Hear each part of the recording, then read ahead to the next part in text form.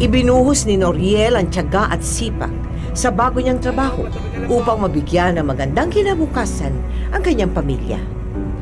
Unti-unti namang guminhawa ang kanilang buhay, lalo na nang iluwal na ni Jorina ang kanyang ikalawang anak. At nakalipat na rin sila sa kanilang hinuhulugang bahay sa isang pribadong subdivision. Ay, oo nga pala, Di. Bakit? Tumawag yung Kuya Benny mo. Nakalimutan ko sabihin sa'yo. May resulta na daw ng test ng mga kakuya mo eh. Ano daw? Ano nga ba yung sakit na yun? Nakalimutan ko. Ano tawag doon? Hirap talaga kapag ilang beses ka nang nasiis, nagiging makakalimutin ka. Alam mo, pagdadasal na lang natin yung mga kapatid ko. Mi, nakapalate mo. Yun yung gagawin nating altar. Pakita ko sa'yo. Ha? Saan? Ito, oh. Oh! Noriel, ano ba? Okay ka lang ba? Amin na nga yan. Amin na yan. Okay lang ako. Hindi kasi ako sanay na may step na dito sa bahay natin bago eh. Hindi namintig na naman yung muscles ko dito sa binti. Patingin. Wala yan. Patingin. Alam mo, ilang beses mo na itong iniinda eh. Pati sa work mo, iniinda mo to eh. Baka kailangan na natin itong pa-check up? Well, I'll be frank with you. Ilang beses kong inulit ang laboratory. I also consulted with the other specialist. Pero iisa lang ang naging result. Your husband has acquired a very rare kind of disease. An incurable condition called dystonia. Dystonia? God, Noriel, yun yung sinasabi ng kuya mo na sakit ng mga kapatid mo. Ayan! Ikaw na susunod sa sumpa! Ano ibig yung sabihin? Mangyayari sa akin yung mga nangyari sa kapatid ko?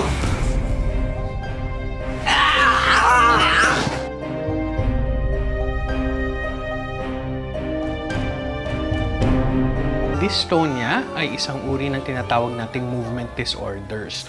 So, ang mga movement disorders ay isang uri ng sakit kung saan walang panghihina ang isang pasyente, ngunit merong karagdagan o kakulangan ng paggalaw. No? So, hindi sila nanghihina, pero meron silang problema sa pagkilos. Sa dystonia ay isang uri ng movement disorder kung saan merong kalabisan o sobrang paggalaw. Maaari itong ma-involve, halimbawa ay ang mata lamang, maaaring ma-involve ang liig, ang kamay, at may mga ibang klase mga dystonia kung saan ang buong katawan ay nadadamay.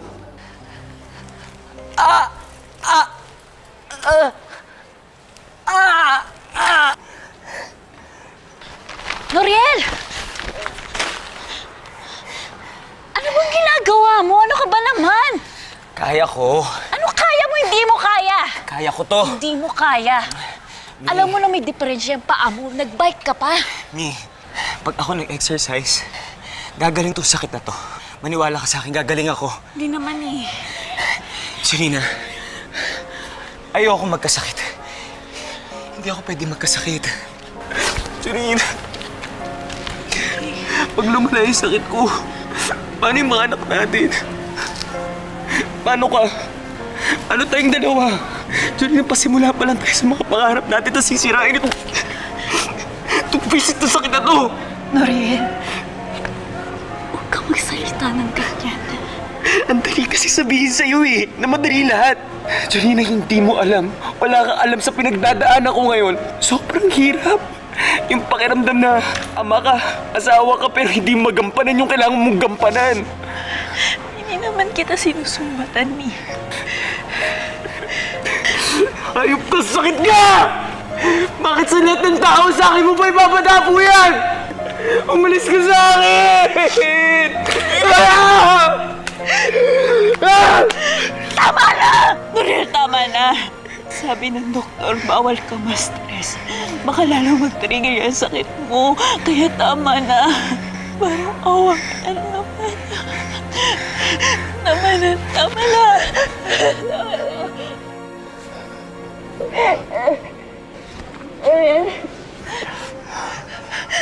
Ano nangyari sa kamay mo? Jorina, ano nangyayari?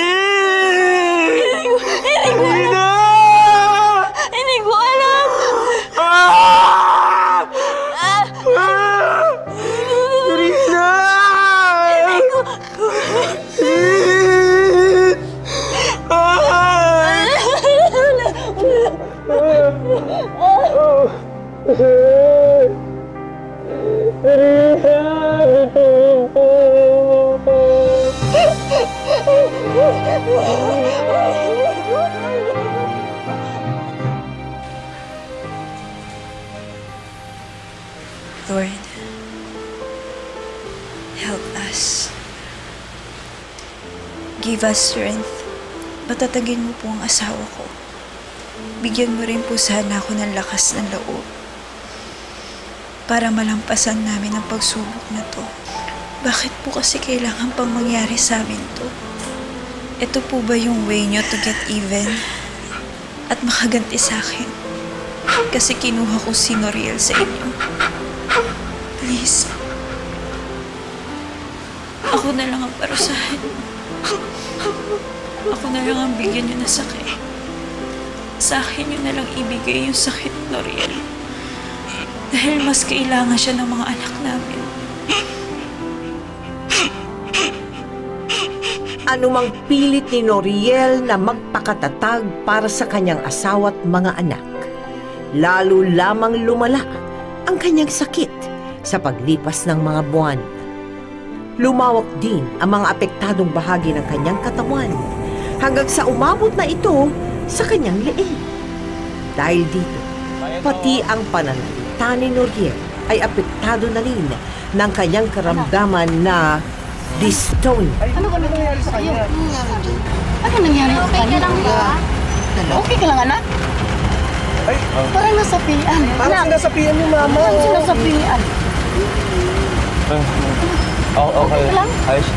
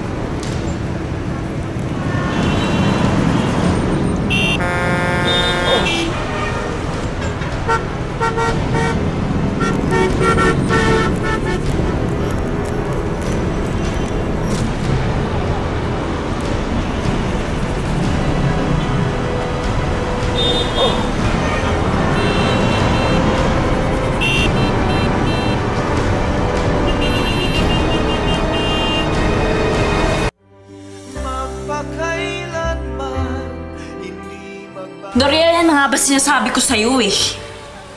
Ano, muntik ka na maaksidente. Buti na lang, may tumulong sa'yo yung traffic enforcer. Sabi ko naman kasi sa'yo, diba? Huwag ka na magtrabaho. Paano tayo pag hindi ako nagtrabaho? Eh di ako magtatrabaho. Babalik ako sa call center. Ayoko!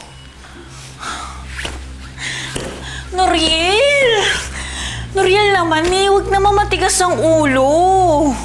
Alam mo, hindi mo nararamdaman kung ano yung nararamdaman ko eh. Tuwing lumalabas ka ng bahay. Noriel naman eh. Makinig ka naman sa akin oh. Hindi mo na kayang magtrabaho.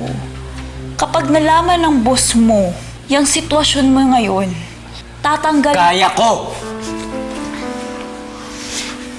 Hindi ako imbalido. Hanggang kaya ko magtrabaho, magtatrabaho ako para sa inyo.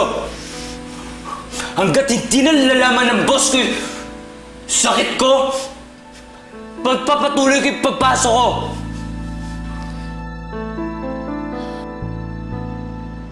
Bawat araw na papasok si Noriel, buong tiyaga at pagmamahal siyang sinunda ni Jorina para masigurong ligtas siyang nakakarating sa kanyang pinapasukan.